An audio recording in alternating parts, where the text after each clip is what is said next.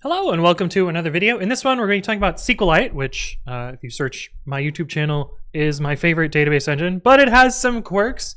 In this one, we're going to be talking about type affinity in a way, and show you a little bit of a footgun, but also a really cool solution that was found by First Place Pete, or at least brought it to light to me during Twitch chat during my last stream.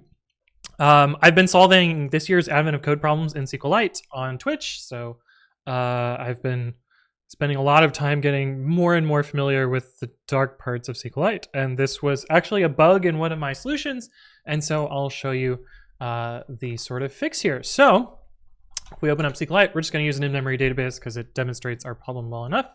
If we do create table, I don't know, it doesn't really need a name. And we make a string column, or at least it looks like a string column. Then we insert into T values. Let's make a string that has some white space and a number in it. And annoyingly, if we select star from T, well, the white space is gone, but not only is the white space gone, the actual type of that value is now integer. What happened here? So it turns out in the default create table statement in SQLite, the types are mostly squishily coerced into other types. And in fact, you can kind of put whatever you want here. It does not matter. It will successfully create a table. And I believe this also has integer affinity as well. And in fact, you can leave the type out. And well, if you didn't already have the table, it would make a new table. This seems like a problem. I feel like anyone who's written enough typed code would be like, oh God, what is going on here? What terrible nonsense have we stepped into? But fortunately, there is a nice solution to this, which is to just use the strict mode of create table statement, and it will hopefully tell you, well, gotta make a new table. It will hopefully tell you that you're missing a data type for your column. If you use string, which was the mistake that I made in my code, it'll tell you that it's an unknown data type and it won't magically convert it to one.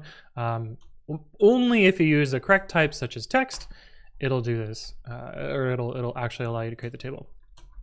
And in fact, it allows types that are, I guess, unambiguously convertible to the underlying types in SQLite. There are only a few. I think it's integer, real, text, nil, or none, null, and one more, binary, blob.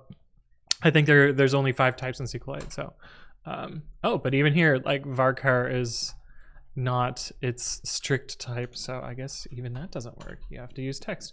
Anyway, I ran into this little footgun and it messed up one of my Advent of Code solutions, and I learned a thing about using just using types that look like they should work, and it accepted the statement, but it obviously was nonsense. And I'm really glad that First Place Pete showed me this strict modifier to the create table statement. Anyway, that's all I wanted to show for today.